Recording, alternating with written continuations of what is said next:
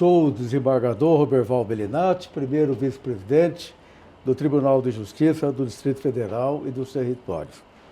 A primeira vice-presidência tem a responsabilidade de cuidar da memória institucional do nosso tribunal. Hoje, dia 17 de setembro de 2025, temos a honra de conversar para o programa História Oral com a eminente juíza de Direito da 2ª Turma Recursal, doutora Silvana da Silva Chaves. Eu estava lá na posse dela, quando ela ingressou aqui no Tribunal de Justiça. Sou testemunha da vida da doutora Silvana aqui no nosso tribunal. A doutora Silvana é goiana. Nasceu em Goiânia no dia 16 de novembro de 1968. Filha de Arivaldo da Silva Chaves e Maria Celestino Chaves. Graduou-se em 1991 em Direito pela Universidade Federal de Goiás. Na Universidade Católica de Brasília, aqui na capital da República, a doutora Silvana obteve a pós-graduação em Direito Penal. Estou fazendo aqui um pequeno resumo do currículo da vida da doutora Silvana. Depois nós vamos conversar com ela sobre a sua história de vida. Antes de ingressar na magistratura, a doutora Silvânia trabalhou no Tribunal de Justiça de Goiás, onde inicialmente exerceu o cargo de oficial de justiça e logo a seguir passou a atuar como assessora na Corregedoria por 4 anos. Sua carreira aqui no Tribunal de Justiça do DF teve início em 1996, ao assumir o cargo de juíza substituta. À época, a doutora Silvana tinha 27 anos e já mãe de uma menina. Foi a juíza mais nova nomeada no Tribunal de Justiça. No ano de 2000, tornou-se juíza titular no primeiro Juizado Especial de Samambaia. A seguir, atuou no terceiro Juizado Especial Criminal de Brasília e, na sequência, na 4ª Vara do Juizado Especial Criminal de Brasília, transformado em 2008, no 2º Juizado de Violência Doméstica e Familiar contra a Mulher. Em 2015, passou a atuar na 6ª Vara de Família de Brasília, onde permaneceu por quase 7 anos. Já exerceu também a função de juiz eleitoral na 9ª Zona Eleitoral do Distrito Federal. Em sua trajetória, a doutora Silvana lecionou na Escola da Magistratura e na Escola de Formação do Tribunal. Ocupou o cargo de coordenadora do Centro Judiciário de Solução de Conflitos, Cidadania e Família, e já ministrou diversos cursos para conciliadores aqui do Distrito Federal. A doutora Silvânia tem um dom muito especial, a arte de conciliar as partes e conduzir com maestria as audiências, mesmo as mais delicadas que ocorrem nas varas de violência doméstica e da família. Eu vou falar com ela nessa entrevista sobre essa experiência na vara de violência doméstica. Desde 2022, a doutora Silvana exerce suas funções como juíza de direito de turma recursal, reafirmando seu compromisso com a excelência jurídica. É com grande honra que nós recebemos no programa História Oral do Tribunal de Justiça do Distrito Federal a doutora Silvana da Silva Chaves, uma magistrada competente, experiente e brevemente ocupará um cargo aí como juíza de direito substituta de 2º grau, já está chegando. Ela vai falar sobre a sua trajetória, a sua ascensão na carreira aqui no tribunal. E esse programa, doutora Silvana, vai ficar no YouTube, no canal do tribunal no YouTube, permanentemente. Então as pessoas vão poder acompanhar essa entrevista no YouTube e a transcrição ficará aqui no museu, no memorial do Tribunal de Justiça. Então, seja muito bem-vinda ao programa História Oral do Tribunal de Justiça, a nossa querida magistrada doutora Silvana da Silva Chaves. Agradeço, desembargador. Para mim é um prazer imenso, né, uma honra e uma responsabilidade muito grande estar aqui nesse momento, sendo entrevistada pelo senhor. Eu parabenizo. Obrigado. Por esse trabalho, por essa iniciativa. Como magistrado, nós não estamos acostumados a falar de nós mesmos, né? Estamos mais acostumados estamos sempre sentados atrás da mesa, analisando os processos e falar para constar registro da nossa história é um presente, não deixa de ser um presente, nos intimida, né? Traz um certo nervosismo, mas é um presente que o senhor nos proporciona. Eu parabenizo o seu gesto, a sua iniciativa e agradeço a oportunidade de aqui estar. Muito bem. Muito obrigado, doutora Silvana. E o nosso tempo é o tempo de Deus, né? Nós temos um tempo aqui no tribunal e é importante que cada magistrado registre a sua história para as próximas gerações conhecerem e as atuais também, né? Que às vezes tem dificuldade de conhecer o magistrado, quem é o juiz, quem é a juíza, onde que ele estudou, de que família ele veio, família rica, pobre, fazendeiro, ou sitiante, operário. Então isso é importante para nós, magistrados, registrarmos essa nossa história aqui no Memorial do Tribunal. Vamos falar um pouquinho da sua família, doutora Silvana. A sua família, eu já li aqui o seu currículo, aqui registra que você nasceu em Goiânia. Eu queria que você falasse dos seus pais. A origem dos seus pais, onde que vocês moraram? Meus pais, vou falar com emoção, eu os perdi há pouco tempo, há 4 anos. O pai e a mãe? O pai e a mãe, num intervalo muito curto. Então, com Deus. Meu pai, inclusive, na época minha mãe por uma doença no cérebro e meu pai em seguida em razão do Covid, 40 dias no espaço, na época da pandemia. Mas foi uma bênção tê-los por pais. Então, assim, minhas irmãs e eu somos 3 filhas, e minhas irmãs e eu, lógico que sentimos, lamentamos, mas agradecemos profundamente a bênção de tê-los por pais. Meu pai foi um magistrado de carreira e a minha mãe professora. E eles nasceram no município de Goiás, no município de São Domingos, e foram para Goiânia, muito jovens, para estudar, enfim. No ano que eu nasci, o meu pai se formou em Direito e em seguida passou no concurso para juiz no estado de Goiás. Então eu cresci com um pai magistrado, cresci morando em cidades do interior de Goiás. Eu era mais nova, então já éramos 3 filhas e vivendo no interior de Goiás em razão da profissão. E a minha mãe, professora. Qual então, o nome do seu pai? Arivaldo, papai Arivaldo. Eu já falei aqui, só para repetir. Arivaldo da Silva Chaves. E a minha mãe, Maria Celestino Chaves. E ele chegou a desembargador? Meu pai se aposentou na presidência do Tribunal de Justiça de Goiás então, como desembargador. Ele fez uma carreira como juiz, depois como desembargador. Como desembargador. No Tribunal de Justiça de Goiás. Então, toda e você a minha lembra vida, quantos anos ele trabalhou na magistratura de Goiás? Salvo engano, por 35 anos. 35. E chegou a presidente do Tribunal. Presidência do Tribunal para de chegar a Justiça presidente não é fácil, né? Não. Então fez uma carreira belíssima. Foi. E eu não sei se 35 ou mais, para ser franca. Corro risco de me equivocar. Mas antes ele foi da segurança pública, enfim. E a minha mãe a vida inteira com o magistério. Professora. Mas professora de faculdade ou Não, professora do ensino fundamental. Fundamental. Né? E ela também se aposentou como professora? Se aposentou como em professora. Goiânia? Em Goiânia.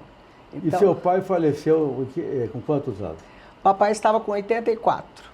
Ele saiu em razão da aposentadoria aos 70, a época era 70.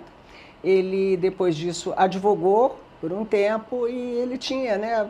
Eu passei a infância vendo meu pai trabalhar, né? Eu cresci com trabalhar muito, com né? a máquina, porque era a máquina de datilografia. Então, toda a vida, aquele barulhinho da datilografia.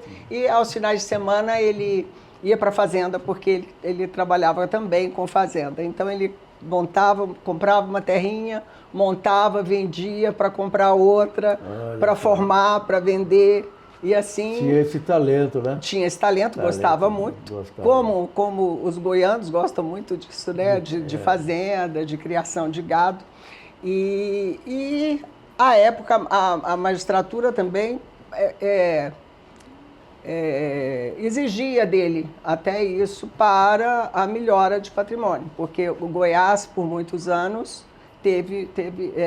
foram tempos difíceis, inclusive para o funcionalismo público. Havia atraso de pagamento. Havia muito atraso de pagamento. Muitos magistrados de Goiás vieram para Brasília. Exatamente. Alegam que era difícil trabalhar lá como juiz. Em uma das comarcas que meu pai foi juiz, o desembargador, o querido, falecido, já saudoso desembargador Ismanioto, ele foi promotor na comarca de Mineiros, quando morávamos em Mineiros. Meu pai era juiz, desembargador, à época, o doutor Ismanioto era promotor de justiça. Ele foi um dos que deixou o Ministério Público de Goiás, porque à época ele falava, não, eram atrasos de 6 meses, 8 meses de pagamento. Não é fácil, não. Então, assim, aí era mamãe professora também, às vezes tinha o salário igualmente atrasado, e aí, enfim, foi uma vida regrada. O Maurício Miranda falou a mesma coisa. Ele era promotor em Goiás e falou, não dava para ficar lá porque a gente não recebia. Exatamente. Aí eu resolvi sair de Goiás, falei, vou para Brasília, porque Brasília o pagamento era em dia. Você vê, é uma situação que às vezes não comenta com o público, mas é uma realidade, né? Foi uma realidade. Nós somos servidores exato. do Estado. E isso não acontece mais há muito. Receber em exato. Dia, né? Temos os nossos compromissos. É uma necessidade, né? O fruto do nosso trabalho nós precisamos, por quê? Porque todos nós temos os nossos compromissos, a necessidade de sustento da família, éramos crianças. Então, meu pai sempre fez isso e que ele falava, ainda bem que eu tinha fazendinha para poder ir inteirando renda. Então, ele foi um homem muito, meu grande herói, né? Um homem muito trabalhador. E a sua mãe faleceu com que idade? Minha mãe ela tinha acabado de fazer 81 quando faleceu. Ela teve um câncer no cérebro. Os dois faleceram aqui em Brasília. Em Brasília, não? Os dois vieram, vieram. Mas eles estavam morando em Brasília? Não, moram em Goiânia, mas vieram se tratar aqui, procurar para o tratamento aqui. Vieram, à época, para o DF. Mas eles foram sepultados em Brasília ou em Goiânia? Em Goiânia. Voltaram para Goiânia. Vieram e eu tive o prazer de estar com eles nos últimos minutos. Você pode falar a causa da morte ou prefere não? Não, a minha mãe teve um câncer no cérebro e era daqueles que não tinha, era 1 ano e meio, se bem cuidada. Ela foi muito bem cuidada e em 1 ano e meio ela faleceu. E ele, 15 dias após o falecimento dela, ele pegou Covid. Foi a Covid, que você falou. Covid, na pandemia, né? E ele era um homem muito forte, muito ativo. Mas acredito que ele, com o emocional já abalado, e naquela dificuldade, nós sabemos a história que tivemos. E a Covid levou cerca de 700 mil brasileiros. Quase 1 milhão de pessoas morreram no Brasil. Não podemos ignorar essa história. Essa é uma história nossa que não podemos ignorar. Bom, você falou que são 3 irmãs. Somos 3 irmãs. Só você que seguiu a magistratura? A magistratura, sim. Todas fizemos, as duas, uma fez administração, a Sinara, e depois fez o curso de Direito. E a Sheila fez o curso de Engenharia e também depois fez o curso de Direito. Hoje a Sinara trabalha no Tribunal de Contas de Goiás e a Sheila trabalha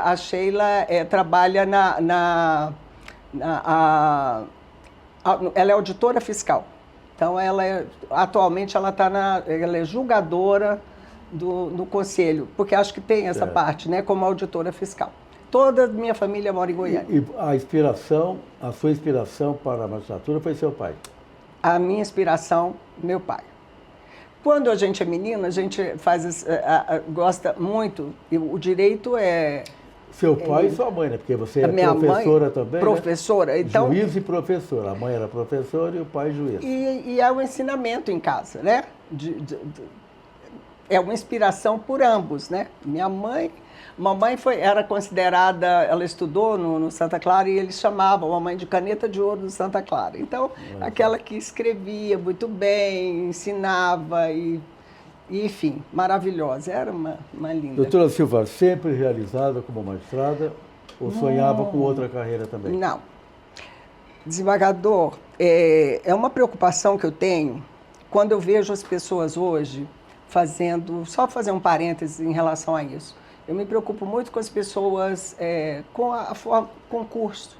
As pessoas preocupadas com concurso, preocupadas com qual o salário de hoje de um magistrado, não é?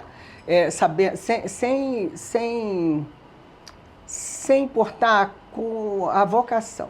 Eu acredito que a magistratura... Vocação é missão, né? É uma missão, é uma vocação. Eu tenho a sorte, a bênção, eu tive a sorte e a bênção de querer isso para a minha vida e alcançar isso na minha vida. Então, assim, para mim é uma realização. Tanto que temos já agora tempo para aposentar e nem penso em aposentadoria tão cedo. Mas então, você está muito jovem ainda. Você é daquelas que não gosta de falar a idade ou não? Não, o senhor já leu. Já li no currículo, mas não falei a idade. Todo mundo já fez a conta. Estou com 56 anos. Ah, menina. E minha 56. Turma faz agora, nós vamos completar 30 anos. E tem mulher que não gosta de falar a idade. Não tem como esconder. Homem também. Eu me lembro que numa entrevista eu perguntei a idade de um colega, ele não quis falar. Não quis falar? Não, eu não tenho problema, porque eu acredito. Mas ele disse, o senhor já leu aí a data do meu Já leu, pois é. Não, mas presta atenção, eu tenho uma filha maravilhosa que está com 36 anos. Eu não tenho como mais mentir, né? Eu tenho uma neta de 7 anos de idade. Que beleza. Então, eu não tenho mais como mentir idade. Então, assim, eu não tenho problema nenhum com a idade. Eu acho que somos jovens ainda, claro, dentro das nossas limitações e das dores diárias. É o projeto de Deus, né? Nós somos criaturas de Deus. Lógico que a coluna, tem dia que a gente acorda mais assim, mas vamos em frente. Mas então você ainda é jovem, tem muitos anos pela frente aqui no tribunal. Qual é o seu projeto aqui para o tribunal? Você pretende ir para mudar de... Você está na turma recursal, né? Você pretende mudar de setor? Pretende ser desembargadora, ocupar cargo de administração? Desembargadora, eu não, para ser franca, eu não pensava. Eu não pensava. Eu falava isso muito para o meu pai. A minha paixão pela magistratura era tamanha que, assim, ser juíza me bastava. Não que o desembargador não seja juiz, eu digo, exercer a função no primeiro grau me bastava. Mas vai chegando um momento em que faz parte da nossa carreira. E acredito que depois que o meu pai se foi, eu pensei eu falei, não, eu acredito que eu vou esperar. Então, certo. Talvez eu espere, de fato, para... Eu sei que está demorando, né? Está demorando. A minha turma vai fazer 30 anos. Nós temos colegas desembargadores que, com 8 anos de magistratura, já estavam no tribunal. A minha turma com 30 anos. É claro que a disposição não é a mesma. Eu, pessoalmente, demorei 19 anos. Fui 19 anos juiz até chegar ao tribunal como desembargador. 19. Agora imagine o senhor. Você já está com 30 anos. Estamos fazendo 30 anos agora no início do ano. Mas qual é a previsão de tempo para você chegar ao tribunal? Eu vou contar... Você acha que vai demorar quanto tempo? Talvez Depende. Como juíza substituta, talvez menos. Mas eu acredito que uns 5 anos. 5? Acredito. 5 anos de desembargadora? Não. Acho que talvez 5 anos como juíza substituta. Que nem um foguete, né? Então já é desembargadora, já vamos chamar lá. Já é da turma recursal. Mas a turma recursal é uma experiência maravilhosa. Então, estar na turma recursal, que a gente já faz esse julgamento colegiado, já é uma experiência diferente. Certo. Algumas coisas como juíza, algumas decisões, eu gostava, eu falo mesmo, né? Enfim, eu gostava de alguns julgados, eu falava, olha, eu vou fazer isso aqui, meio que criava, amarrava nas minhas decisões, falava, para reformar vai dar trabalho, alguém vai ter que estudar bastante para reformar. Mas tentava, às vezes inovava. Na turma recursal, eu sinto, não é a responsabilidade que muda, é que a gente não pode quando você está criando jurisprudência, você tem que ter muita responsabilidade com o coletivo, com as consequências dos nossos julgados. Né? Então, assim, você está sempre tentando ter uma visão diferenciada. Isso é um ensinamento também. Né? A gente vai aprendendo. E lá qual é a sua rotina hoje na turma recursal? A turma recursal... O que mais você julga lá? O que mais aparece lá para você resolver?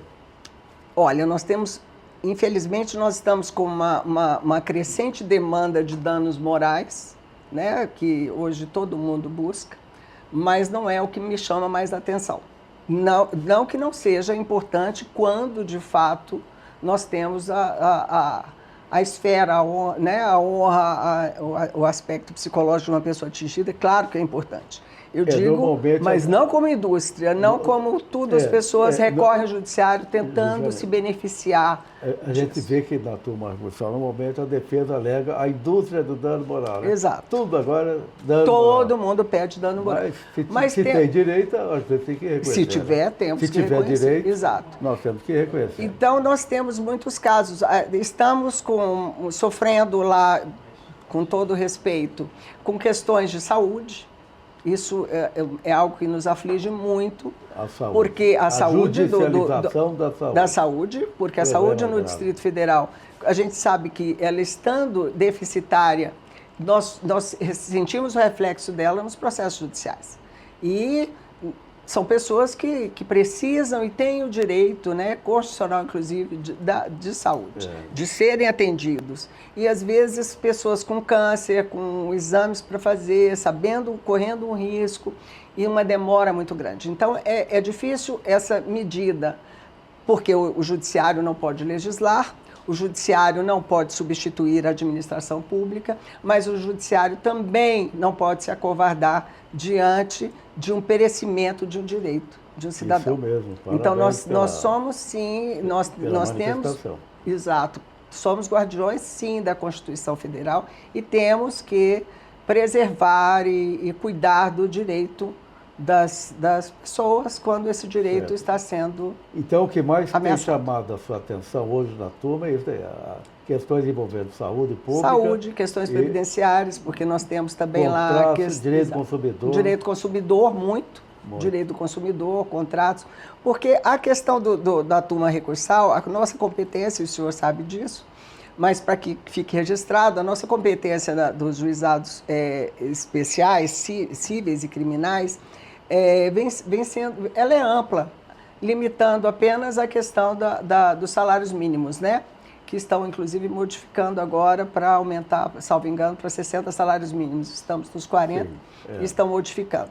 Então, questões que estão afetas à vara de fazenda pública também vem para o juizado, questões de saúde, as questões, desde que não ultrapassem esse limite de salário mínimo, de 40 salários mínimos, todas do consumidor, de relações de consumo, de contratos, relação de consumo muito. E também as questões menores, entre vizinhos, entre particulares, essas questões civis, vamos chamar assim, que muito afligem. É uma área complexa, né? Trabalha muito.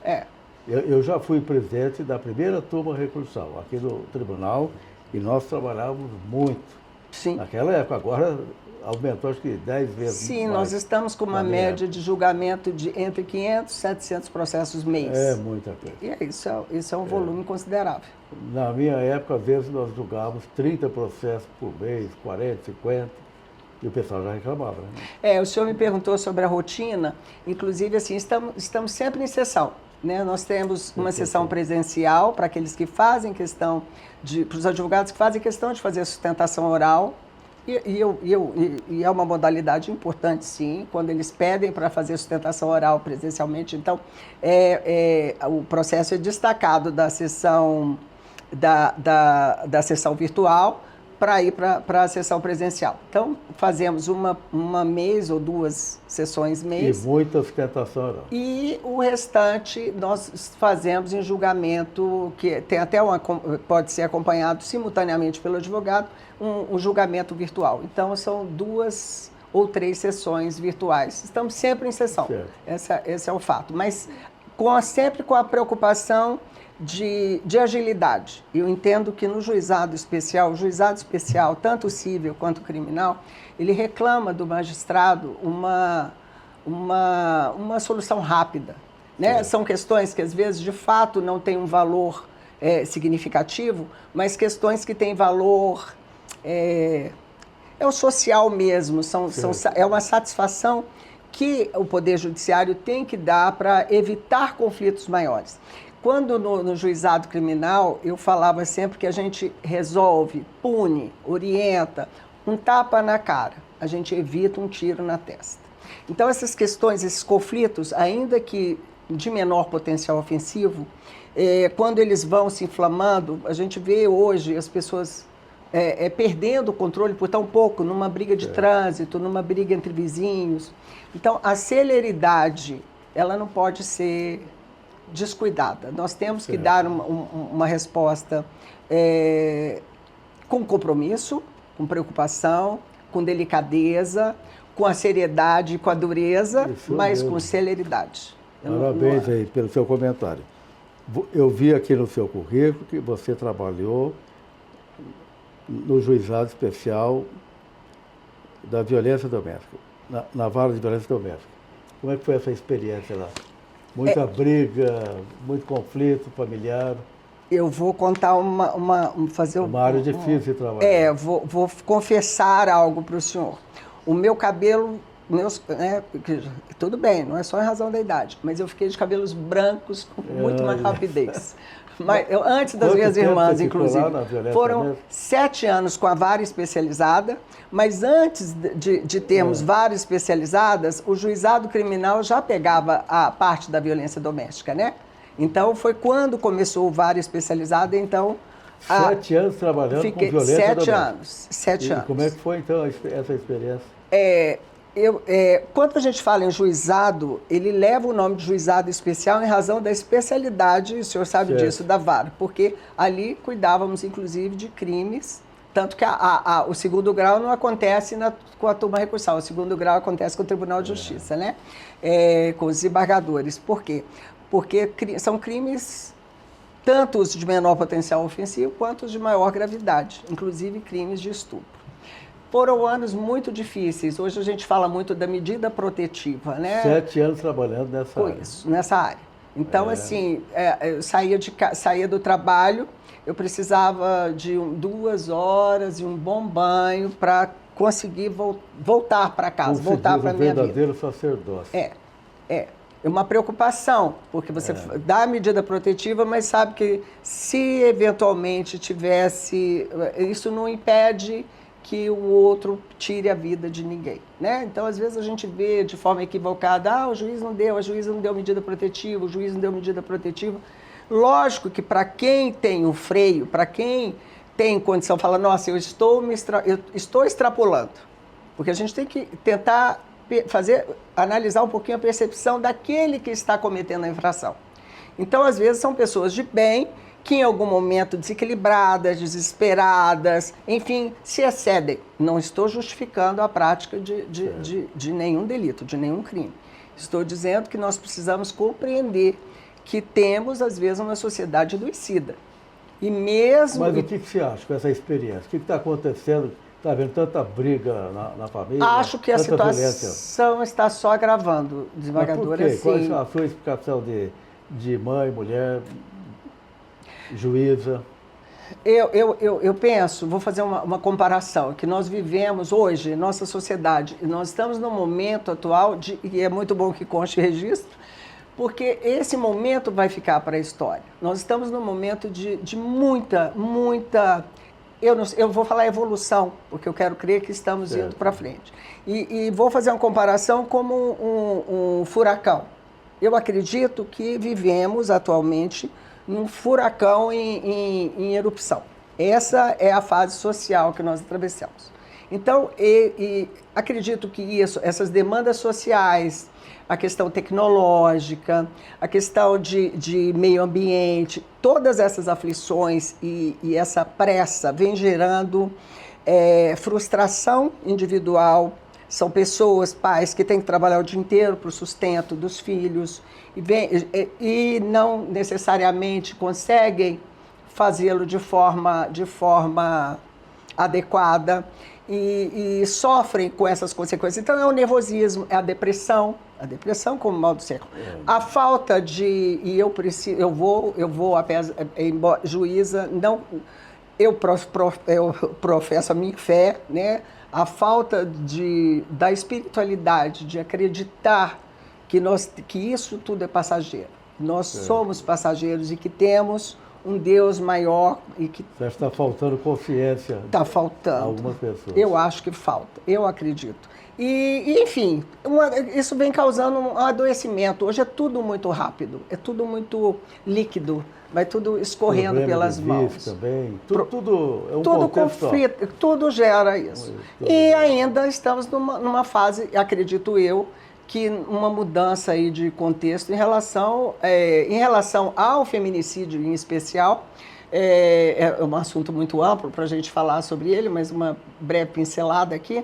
Em relação ao feminicídio em especial, eu penso que o homem ainda está, com perdão assim da minha análise, muito perdido nesse novo papel. Porque a mulher saiu para trabalhar, a mulher se desenvolveu, e ela não aceita mais ser tratada e conduzida como propriedade. E muitos homens não tiveram uma educação ainda, nós não tivemos uma evolução ainda nesse sentido para que houvesse um respeito. Eu acho que falta amor e respeito. Amor e respeito. Muita ignorância também. Ignorância no sentido de conhecimento. Em todos, conhecimento, educação, conhecimento, tudo isso interfere na nossa sociedade. Muitos dizem o seguinte: o homem está mal, ele leva esse mal para a família. Não é verdade? Nossa casa, ruim, exato. Frustrado. Nossa casa não é aonde nós chegamos e descansamos. E, em geral, às vezes as pessoas não podem descontar as frustrações, é aonde as pessoas também estão descontando suas frustrações. E um lar adoecido... E não deveriam, né? Não. Infelizmente está acontecendo. Então, esses anos na vara de violência doméstica foram muito chocantes.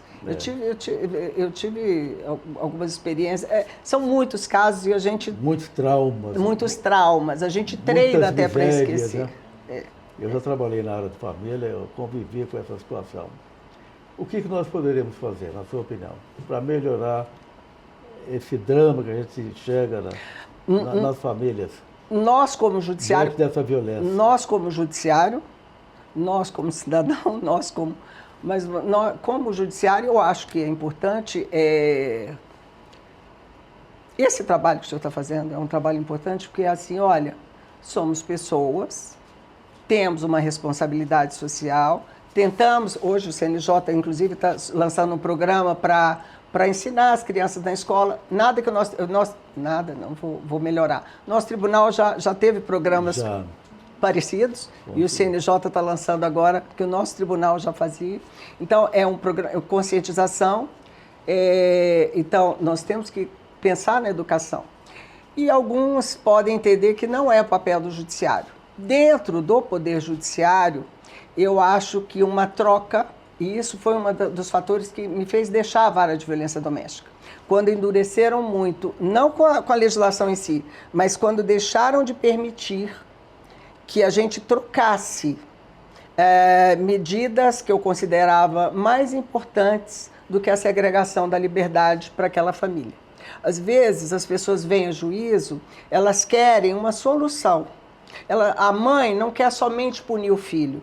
A mãe, ela quase nunca quer punir o filho. Ela vem a juízo como uma esperança de que alguém faça com que aquele filho vá para um tratamento contra o alcoolismo, vá para um tratamento em relação à dependência química, enfim. Então, nos anos em que eu pude substituir uma restrição de liberdade por tratamentos, foram anos maravilhosos, porque eu senti efetividade para inúmeras famílias e fazer acompanhamento com elas, fazendo com que elas viessem mensalmente, dizer como é que estava indo, enfim, muitas vitórias tivemos. Se a pessoa deixasse aquilo ali, aí nós deixaríamos essa prática e aplicaríamos a lei como tem que ser. Então, aí sim vinha para a parte da punição. Mas, então, vejo a resposta da justiça não necessariamente somente em forma de punição. Nossas cadeias estão cheias demais e sem permitir... E não resolve, né? Infelizmente, essa restauração prometida... Aumentar a pena não é a solução. Não. Então, quando eu entendo questão de política pública, práticas foram inúmeras campanhas por movimentos, respeito a posição de cada um. Só que nunca nos ouviram a respeito da nossa experiência como magistrada numa área daquela. Então, as pessoas que eu pude, por exemplo, ter pessoas... É muito difícil porque a gente não pode particularizar. Mas eu vou contar de um casal em especial que tinha estudado muito para um tribunal desses, alcançaram, estavam bem, adotaram crianças. E ele teve um problema, eu acredito que talvez em decorrência de excesso de medicamentos, enfim, ele desenvolveu um quadro psicótico. E esse quadro psicótico estava pondo essa família em risco. Então vinha o pedido de medida protetiva. Ela falava, não é que eu queira separar do meu marido, eu não tenho condições de permanecer com ele dessa forma.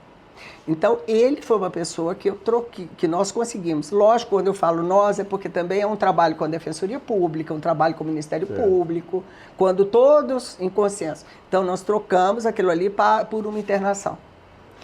Ele conseguiu como fala? Recuperou, tirou, desintoxicou, a desintoxicação, enfim, passou e melhorou. Teve um resgate familiar. Tem pessoas que têm condições de reparo. De que ia adiantar somente uma punição, uma ficha penal, uma condenação, não ia resolver o problema daquela família. Só que é uma visão minha. E uma visão de muitos. Outros pensam que não, que esse não é o papel do judiciário. O judiciário está ali, praticou o crime, condena. Mas o novo judiciário tem que pensar em tudo. Não pode ficar restrito à lei. Acredito. Nós temos que fazer um trabalho social. É uma responsabilidade social. Essa é a minha. Essa sempre foi a minha. Mas parabéns pela sua manifestação. Eu quero fazer uma pergunta para você sobre a paridade. O CNJ está com uma campanha para que todos os tribunais prestigiem a promoção das mulheres, respeite a promoção das mulheres e deem até prioridade para a promoção de mulheres, para que os tribunais tenham paridade, ou seja, igualdade entre juízes e juízas, e seria benéfico para o Poder Judiciário, para a solução dos conflitos. Qual é a sua opinião sobre essa política em favor da paridade? O senhor me apertou e eu vou responder. Certo. Eu vou responder como eu penso. Eu entendo. Podia falar, olha, eu sou favorável totalmente, enfim, passei a ser. Por entender que alguns tribunais adotam práticas diversas da nossa. Certo. No nosso Tribunal de Justiça, eu sempre entendi que aqui era uma questão de tempo. Né? Mesmo porque hoje as faculdades têm mais mulheres, daqui a pouco os concursos, nós já temos um número de aprovação equivalente e é uma questão de tempo. Então, assim, eu nunca vi dentro para minha realidade, Tribunal de Justiça do Distrito Federal e Territórios. Mas nós temos um país grande. E ao perceber que esse equilíbrio, essa paridade, de fato não acontece em outros estados, eu respeito porque passa a ser importante. Acho que deve ser observada. Como magistrada, eu sempre achei importante o critério da antiguidade, que eu sempre achei que era um critério justo. Era um critério justo para que nós cheguemos, a não ser que, se eu não tiver condições, não me abram a porta. Então, se você não preenche os requisitos, você não pode ir para o tribunal, você não pode ser desembargador. Mas, preenchendo os requisitos, eu acho que todos deveriam chegar pelo critério da antiguidade. E digo mais, por quê? Né? Por quê? Porque ele evita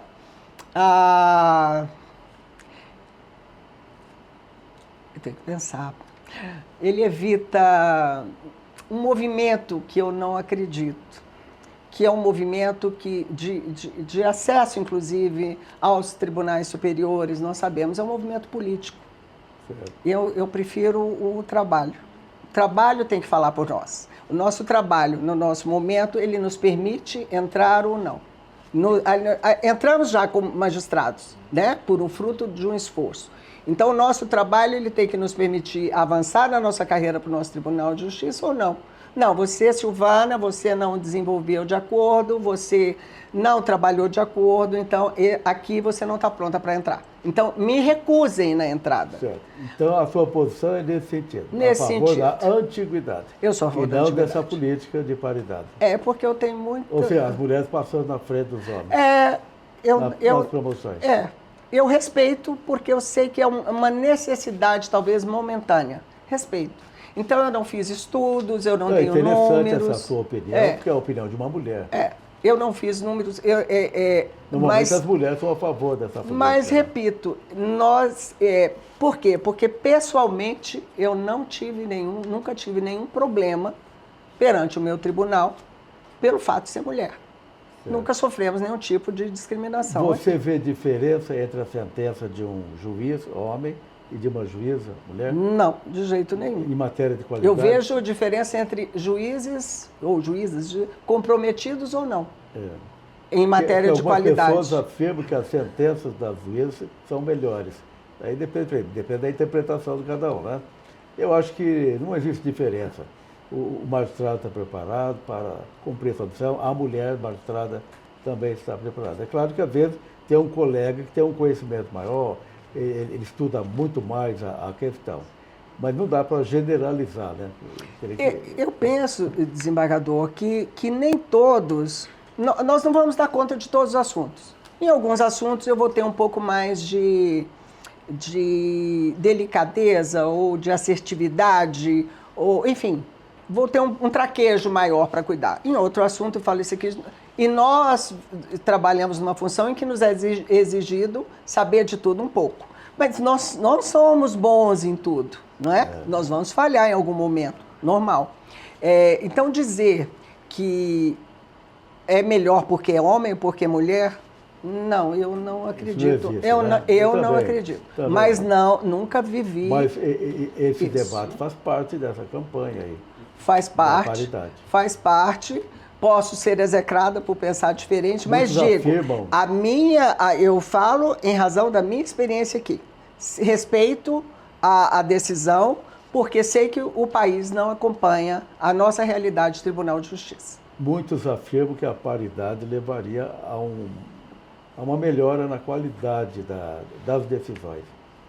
As decisões, principalmente colegiado, decisões proferidas por mulheres e homens em colegiado, seriam decisões mais sábias, mais profundas. Algumas pessoas fazem essa afirmação. Eu não faria. Para defender eu a acredito paridade, em pessoas capacitadas.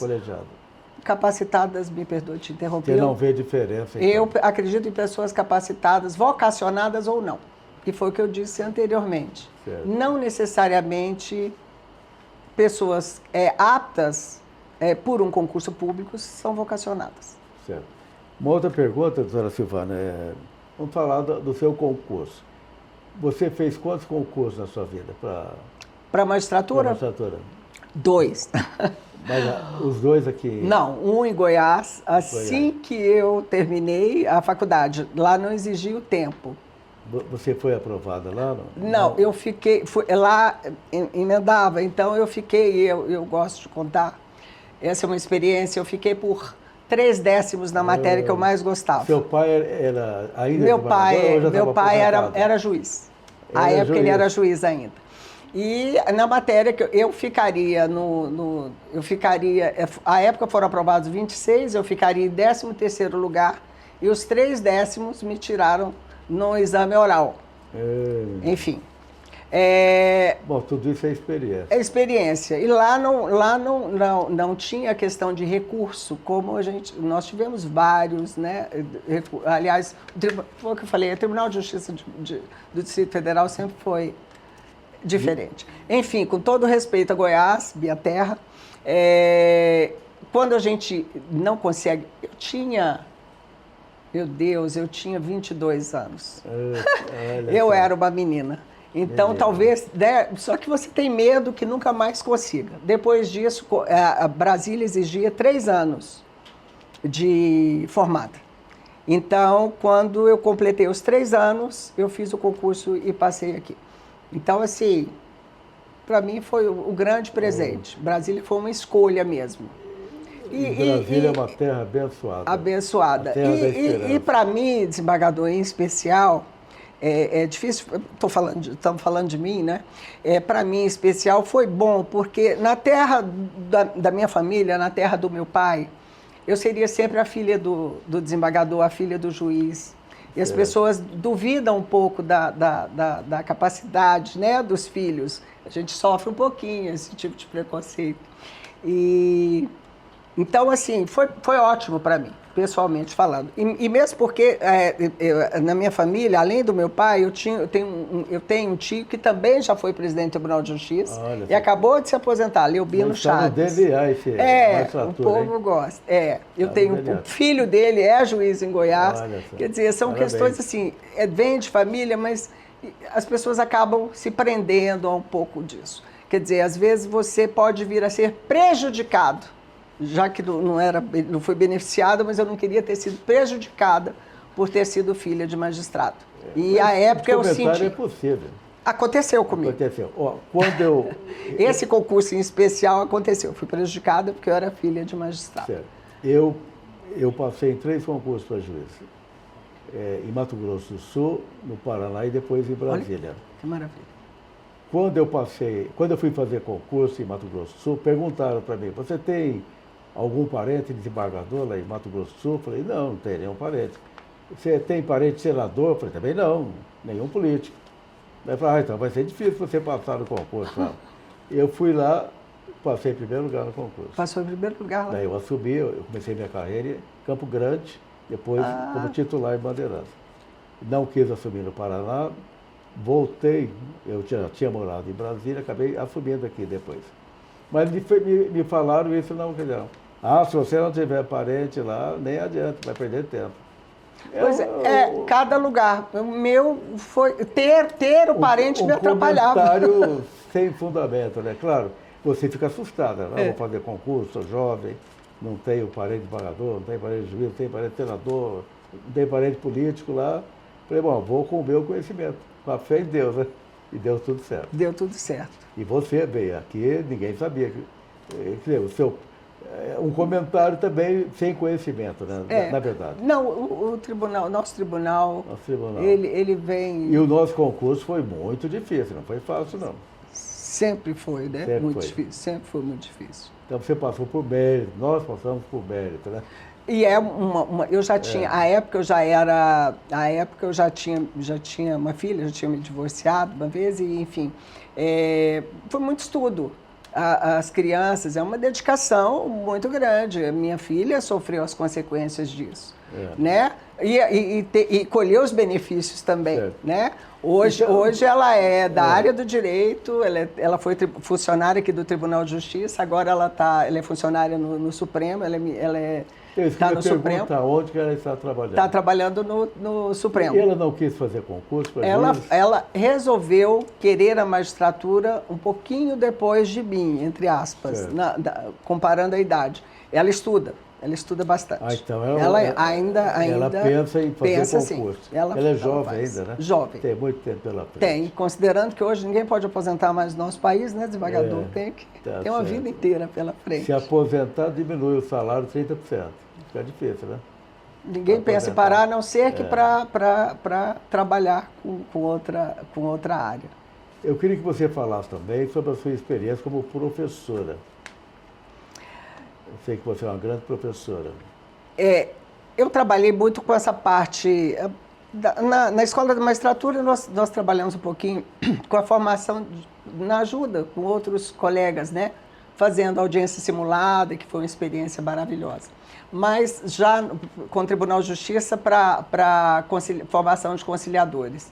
Olha, passaram por mim, nesse período em que eu me dediquei, mais de 1.000 alunos. Eu acho que é outro sacerdócio.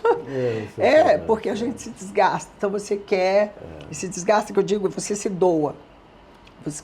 É uma entrega, uma vontade de passar um pouquinho da sua visão para que o outro possa enxergar o judiciário como eu enxergo, né? E principalmente nessa formação de conciliadores. Então, às vezes, pessoas que estavam começando a faculdade, que ainda não tinha concepção sequer da tripartição de poderes ainda, então você tem que começar lá do comecinho, explicar a função de cada um.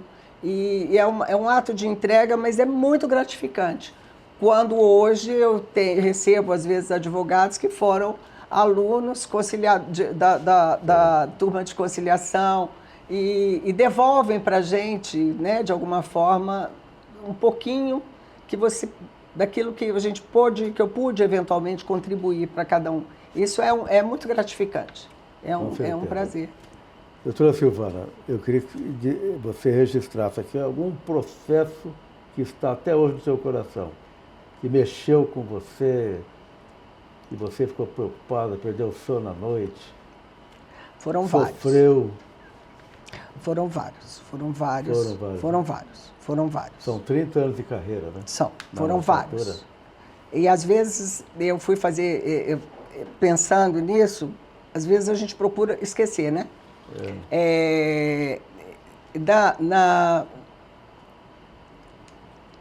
Teve um especial de uma criança muito treinadinha, muito pequenininha, muito treinadinha, por abuso. A notícia era de abuso sexual. E a gente vê isso aí hoje ainda segue, né? Estamos vivendo um momento em que todos os dias você vê mães matando filhos, pais matando filhos. Na família. É onde você tem que ser protegido, guardado, amado. Você está pronto para qualquer outra coisa da sua vida. Tudo é pequeno quando você tem essa estrutura familiar. E não tem a ver com condição financeira, pelo amor de Deus, nada disso. Tem a ver com amor, afeto, acolhimento. E quando a criança, que é totalmente refém, né, da sua família, ela sofre abuso dentro de casa, não tem como isso aí não causar sequela para sempre. Essa menininha em especial, houve toda uma questão de notícia de abuso sexual, e ela, numa fala, começou, quando eu digo a fala da criança, é uma fala protegida, com profissionais, enfim. E ela falava, olha, eu sou de Jesus, eu não minto, eu sou de Jesus, eu sou boa, eu não minto. Pequenininha, a gente vê que é algo bem, bem colocadinho. E ela negando que tivesse sido abusada. Em algum momento, abusada por quê? sexualmente, pelo padrasto. Neste caso em especial era um padrasto. E a mãe dizia que de jeito nenhum. E aí ela pede para falar comigo em separado. Quer dizer, é difícil até para o magistrado, mas eu pedi licença, perguntei se importava. E entrei com ela para o gabinete e ela falou, ele fez. Ela queria, porque ela era boa, era de Jesus, a mãe tinha dito que ela era boa, era de Jesus, então ela não podia mentir. Eu não minto, ela falou, não podia mentir. Então, ela disse que de fato. Então, ela aproveitou aquele momento em que ela entregou a confiançazinha dela para mim e falou, ele fez. E me contou. Então, confirmou que estava sofrendo o abuso. Né? E, então, assim, e é o abuso, nesse caso, pelo padrasto, quando ela não estava sendo protegida também pela mãe. Que era uma mulher que estava grávida, dependente, inclusive, economicamente do padrasto, e é aquela coisa, se isso vier à tona, toda a nossa família está perdida. Então, isso... E a mãe sabia o que estava acontecendo. Sabia, ou não queria saber, ou queria ignorar, mas não proteger. Então, isso foi muito, muito traumático. E mais um outro caso que foi emblemático, foi uma condenação criminal, aí já foi uma vara criminal, anterior, era antes da violência doméstica, foi uma vara criminal, que a desembargadora Ana Maria Amarante era até titular antes dela ir para o tribunal. Ela era titular. Primeira vara criminal. Fui para a primeira vara criminal. Tivemos um processo lá, e eu não vou declinar nome, porque não seria elegante, de um rapaz casado que foi acusado por uma colega dele, professora, que ele foi acusado de estupro. E era a palavra da vítima. E ele foi condenado em razão da palavra da vítima. E ele sofreu até consequências na prisão, porque nós sabemos que aquela época, quando falava estupro na cadeia, os presos próprios faziam a justiça que eles consideravam suficiente. Eu sei que ele sofreu algum prejuízo. E em grau de recurso,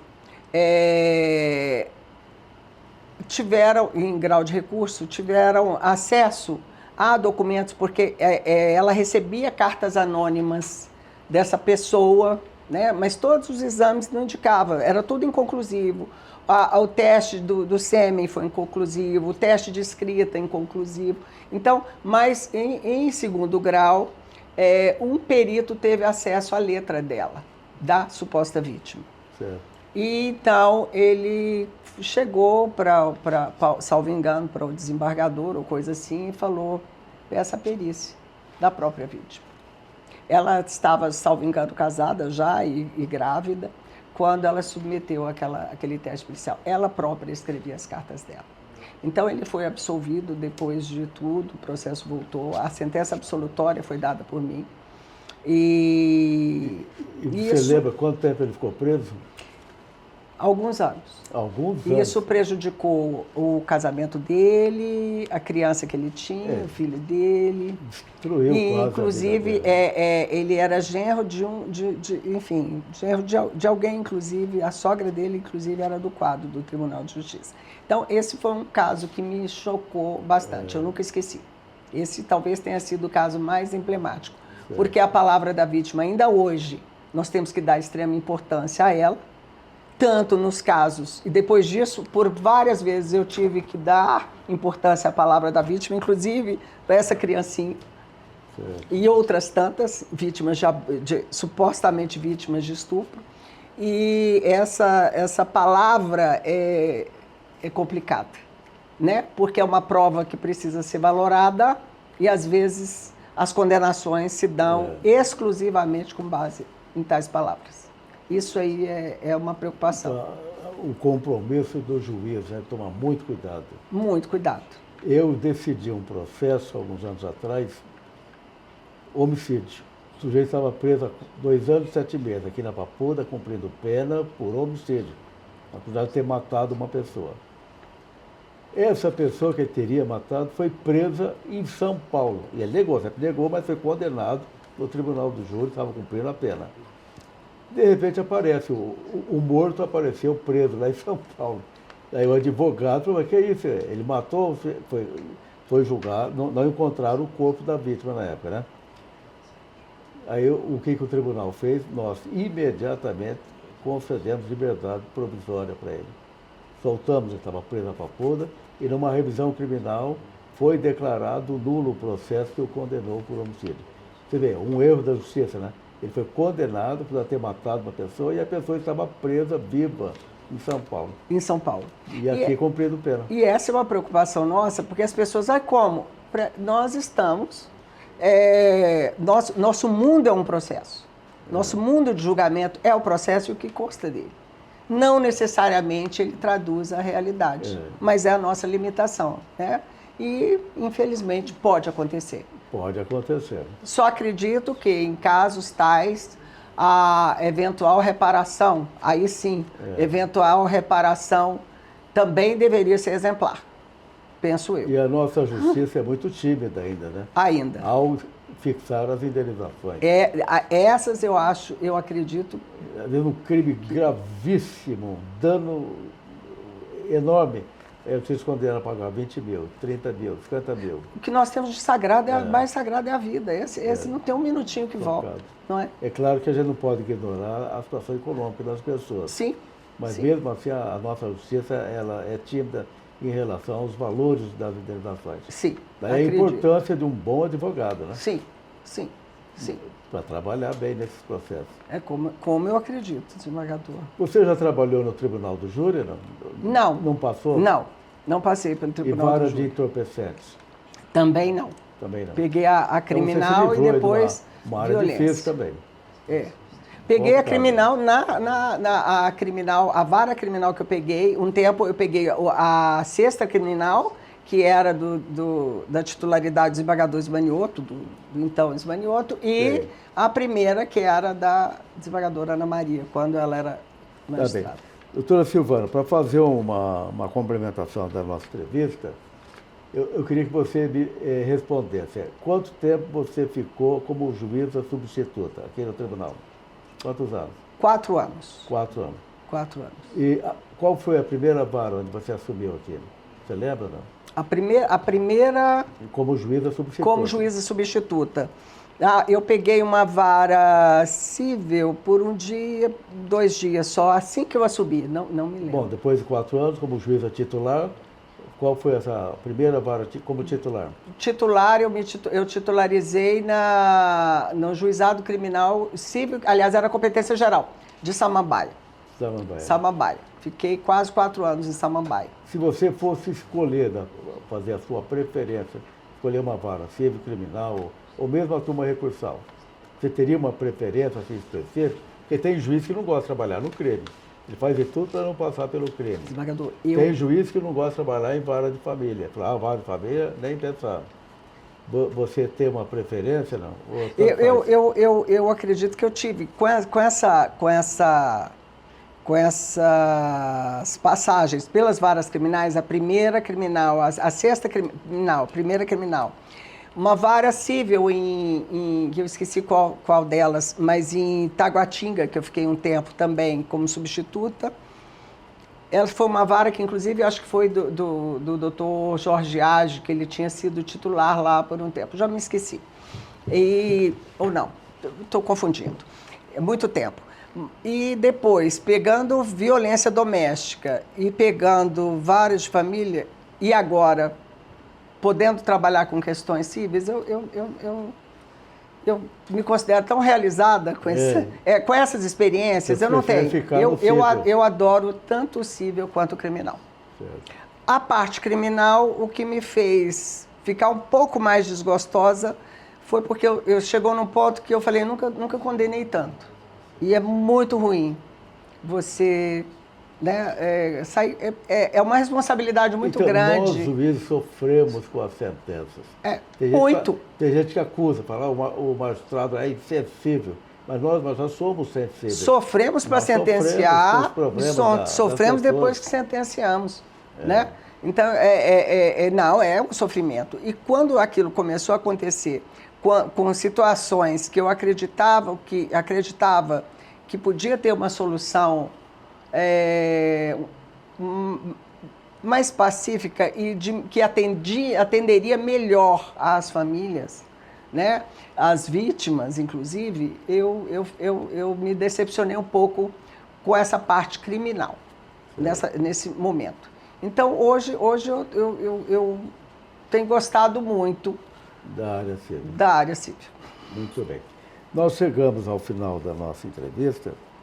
Eu gostaria que você deixasse uma mensagem para a sua filha que está acompanhando aí a sua entrevista, seus familiares, seu papai e sua mamãe que estão no céu, acompanhando a sua missão aqui, acompanhando a sua vida aqui na Terra, aqui no Tribunal de Justiça, julgando os conflitos da nossa sociedade, pacificando, porque a nossa função é pacificar a nossa sociedade.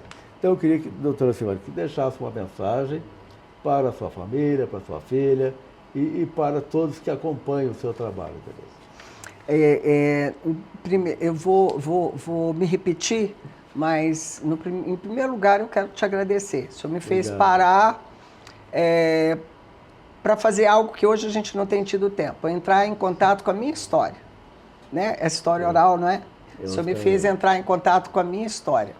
E aí eu descobri que eu poderia falar horas, né? E eu cansar vocês. Pode falar à vontade. Mas assim, então, e o quanto eu tenho a agradecer. Mas quero dizer que sempre, então, agradecer a Deus, em primeiro lugar, aos meus pais, que tiveram papel fundamental. Deus, você é católica? Eu sou católica. Eu sou católica. Por criação, por formação. Minha formação é católica. Então, agradeço a Deus e aos meus pais, assim, e a minha família, que é a base, que é o meu sustento mesmo para esses momentos de angústia, para momentos de tristeza que todos temos. Nós temos nossas dificuldades, mas como mensagem, neste momento que nós estamos vivendo, desembargador, eu acredito que nós precisamos valorizar, sim, o nosso trabalho. Nós precisamos ter consciência da importância. Então, é legal que as pessoas saibam como funciona o judiciário, esse ensinamento através de uma matéria, através de uma escola, através de uma educação, porque o judiciário forte, um judiciário respeitado, valorizado e, por favor, vocacionado, ele é necessário para manter o pilar da nossa independência, da nossa democracia. Eu acredito, inclusive, nisso. Então, não nos interessa um judiciário enfraquecido, né? Não nos interessa uma disputa de poderes dentro do nosso poder judiciário.